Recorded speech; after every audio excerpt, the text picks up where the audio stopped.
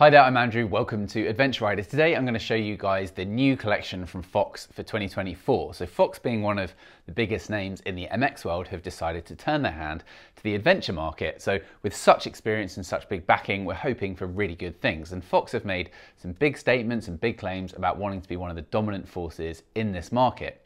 In terms of the range as it comes, it's a little bit of a staggered approach to release. Unfortunately, we have a very small part of the overall eventual collection to show you right now. There's going to be 3 different jacket and trouser combos in the collection of varying price points. And then there's also going to be a gloves range, and there's going to be boots in the autumn winter part of the season as well. So there will be more to show you, but for now, we're going to start with the one that I think is the best in terms of the value for money out of the clothing in their collection, which is the Fox Ranger jacket and trousers. Fox have been kind enough to send me a pair, so I've been using these in earnest over the last week. We did a trip down to the Isle of Wight using the Tet, which is about 100 miles of off-road, and it was sort of 10 to 25 degrees during the day, so quite a big swing in temperature, which I think is very much where this clothing sort of finds itself in a happy place. I think any further beyond that in either direction, and you start to find its limitations somewhat. In terms of the overall ethos that Fox have applied to their adventure gear, essentially they've tried to simplify things as much as possible. So it's sort of an anti-approach to a lot of the gear that we see in the adventure market that's quite fussy and has lots and lots of features going on. They've tried to keep things pared down and streamlined with a sort of less is more approach, which is something I definitely subscribe to on a personal level. I do like the jackets that I wear predominantly to be slightly simplified, and I can always accessorize with different vests or different backpacks as I need to. That for me is a slightly better option. So in that sense, I was quite interested to try this out. Now, out of the 3 in the range, the Ranger is the cheapest of the 3. So we have the Ranger, then we have the Defend, and then we have the Recon. Now, to me, in all honesty, the Recon coming in at just under £1,000 for the jacket sounds like a lot of money being asked for what it is. The Defend in the middle doesn't have anything substantially different between what you get here in the Ranger. So for me, this is actually the pick of the bunch. I think the colorways are great. The actual range looks fantastic. So that's something that we all start with. We shop with our eyes firstly and our heart, and these look cracking. So I've got the pewter trousers with the black overall top here, and I think those look really, really smart, and I think you'll agree that they would go with most different things. They have a slightly sort of loose fit and loose feel to them, so they're designed for what Fox would deem to be the more pointy end of adventure, so less so for the touring rider and more for the adventurous adventure rider. And that's what I like to define myself as, so this should work perfectly. In terms of the key differences between the Ranger, the Defend, and the Recon, it really comes just down to the fact that here we have a GORE-TEX 2L fabric. So this is simply put a laminated waterproof, and then above this in the Defend, we have a 3L waterproof, which really does the same thing. It's a slightly more durable GORE-TEX membrane. And then in the Recon at the top of the range, you have a GORE-TEX 3L, but you also have some super fabric on the outside in the shoulders and elbows, which is a super high abrasion resistant material. So that's really what you're paying for the differences. So they all otherwise have the same basic armour approach, the same approach to the waterproofing, all being fixed laminate, and therefore you're going to need ventilation to sort of circumnavigate the fact that you've always got waterproof membrane on a warm, dry day when you don't necessarily want to have it from an airflow point of view. We also simply have an outer here. So this is something else. They've gone for the climb approach, which is to give you a jacket, an outer layer, and if you want to have a mid layer for thermal or base layer or anything like that, then you're going to need to add to that yourself. And that's why I say that as the jacket comes, it sits well in this sort of 10 to 25 degree spectrum. I think colder than that, and even with a really good thermal mid layer and base layer on, it's still a very thin outer. It's very soft and cotton-like, so it doesn't give you that sort of really rugged touring jacket style durability against the wind on a colder day. And the other thing to mention is that, as with the other 2 jackets in the range as well, the collar is actually very, very low. It's almost sort of MX jersey-like, which could be no small coincidence given where they come from. But I was sort of interested to see how that played out. And it does work really nicely when it's warmer, but otherwise on a colder day, you 100% will need something like the Revit Thermal Fleece, which will give you a really good degree of warmth around the neck, because otherwise, simply put, you're going to get very, very cold and air is going to be coming in through the top. In terms of the way the jacket performed, I was really impressed with most features of it. I didn't notice it, which I always say is one of the best compliments you can give your gear. You don't want to be aware in the moment of your gear, because it usually means something's constricting or pinching and not really sort of just doing its job in the background, which is really where it works best. The trousers I take somewhat of an issue with because the armour, simply put, for me is too high. I didn't realise till I did a bit of digging, if you look on the label on the trousers, it tells you a prescribed height. Now I'm a 32 waist, and on the label for that it says for people who are 173 to 178 centimetres, which is a very specific height range. And I do think that's probably accurate. So someone I think's noticed that basically you need to be shorter than, I would say, about 5'9" in order for the armour in the trousers not to be too high. When you stand up, the armour looks like it's in the right place, but as soon as you sit down, your knee bends and therefore your leg raises on the bike. That knee armour for me was sitting right up top with actually no coverage on my knee at all. So that was really frustrating. If you then go up in waist size, which I find another peculiar decision from Fox, to a 34, the prescribed height goes up accordingly.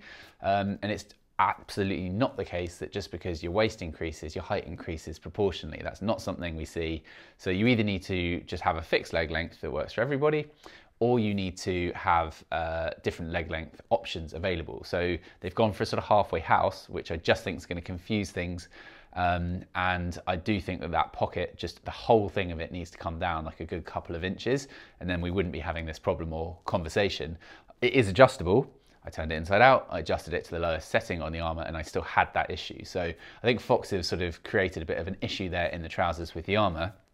That said, where I can be kind is to say that the armour's LP2 from D3O, so it's technically decent armour. It's level 2 in the knees, but you don't get hip armour, and the garment itself is only CE level A approved, as with the jacket and all the jackets in the range. So it's strange for me putting level 2 armour in a CE single A jacket or trouser, but that's the route they've gone. But for me, the fit of those trousers and the jacket in itself, it could accommodate armour or knee braces in the case of the trousers underneath it. And actually, I think it would work really well, because apart from that armour issue I mentioned, those trousers are absolutely fantastic. I love them. But because of the armour issue, a lot of people are going to not want to keep them if they try them on, which is certainly a barrier. So what I would say is, do take a look at the size guide on the website and see what we and Fox seem to be prescribing about the recommended height that goes with each waist size in their collection. It's slightly, as I say, a bit of a stumbling block and a barrier to sale. But if you're someone who is doing the TET and perhaps does use knee braces, or is doing enduro but wants an actual Adventure C approved garment to be able to do that with, and wears knee braces, then it's a perfect trouser. So it does work really well in every other respect, aside from knee armour being a bit too high. I didn't come off, so I didn't question or bring into play the placement of the knee armour. Thankfully, it's not an issue in the jacket, so where the jacket has its armour is where it should be. So in the jacket, you get level 2 armour in the elbows and in the shoulders, which is removable, and you also included with that get a back protector as well, which is level 1. So that's more standard, and as I say, CE approval level A in all 3 items in the range. In terms of the waterproofing element, I did not get to try that either, but I would have no doubt, because Gore-Tex comes with a lifelong guaranteed membrane in terms of the performance of the waterproofing on it. And there are vents that I think do a decent job of mitigating that. So I didn't really need to use the vents too much, because the lightness of the jacket was actually such that even when it got warmer towards the sort of mid 20 degrees in the afternoon, and I was doing some, I'd say, pretty animated riding on a middleweight, you know, Triumph Yamaha T7, I wasn't actually getting particularly hot. So in that sense, I think the breathability element of the Gore-Tex was doing a surprisingly decent job from what I'm used to with a laminated membrane. But you have these zips, as you can see, that go either side, and they are very extensive. They run all the way down the front of the jacket. You then have this rather fiddly little piece here, which if you use both hands, you would be able to hook back, but is definitely not something you can do with gloves on or on the go. So perhaps that needs a little bit of revision for sort of version 2. But the main point being that you get this really large open piece of ventilation here. You've got pockets on the side, which are great. Just one simple big aqua guard pocket, so useful for, you know, the things that you don't 100% need to keep 100% dry, but just easy access to. And then under the arms, you have a very substantial aqua guard zip as well, which runs all the way from here all the way around to the other side under the armpit.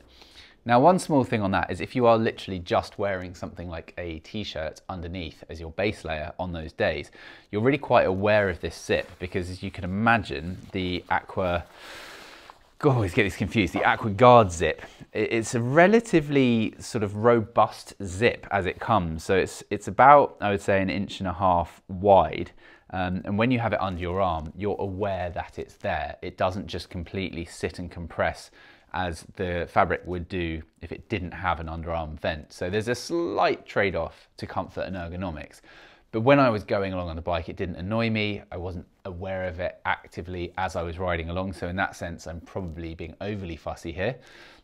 But otherwise, everything about the jacket, as I say, is pretty straightforward. So you've got this little zip on the lower part on the arm. You've got Velcro attachment fasteners here. You've got a way of choosing different location points for the pop snap on the central zipper. And then, oh, it's really squeaky, this thing today. As we go down underneath, you have a two-way zipper for the central zip with just a little flap behind it as well, just to help slightly with that sort of wind ingress prevention, which is hidden behind the overlay flap as well. And then as we go on the underside, you see you simply got a sports liner, which kind of keeps you away from that Gore-Tex 2L fabric. And then you've got a few different bits like the phone pockets with the earphone mount if you need it, and just the little Velcro pocket on the inside. So in terms of the range, and particularly the Ranger as we have it here, and the price that it comes in at, it's not cheap. So in terms of single A rated adventure gear, it is one of the higher priced items in our collection, even for the Ranger at the lowest price point in the Fox range. So it's sitting below Climb and above Revit. And being in that position, that's quite bold, because that is a point in the market I think that a lot of brands would like to be. This is kind of light on function and features compared to those, so I certainly don't think you're getting amazing value. You are getting something a bit different though, because you are getting this more active, slightly looser fit, laminated approach to waterproofing without having to go down the climb levels of some of the features and functionality, and certainly the stiffness of the feel. So if you do want a laminated adventure jacket for doing proper adventure in, then this is definitely one of the better options out there. And it's not ridiculously expensive unless you look, I think, at the Recon, which I do think is kind of for what it's asking for. But this Ranger, I definitely would recommend it to someone in the look for a decent adventure jacket for 2024. The trousers, as I say, if you wear knee braces, then I definitely think you should go for these trousers because they're brilliant. If you don't, you just have to pay close attention, I think, to the height issues surrounding the different widths, different waist sizes that correspond to them. So overall, a decent enough entry from Fox with a few points that hopefully they can iron out, perhaps for sort of version 2 to make them slightly more universally accommodating. But we're excited about the gloves that we have to show you soon, and also the boots, which I think will also hit quite a sweet spot for people that like that adventure hike type boot. Could be right up your street, so do stay tuned for more reviews from Fox and all the other incredible brands that we offer, and stuff outside the studio too. Thank you for watching. We'll see you again soon. Goodbye.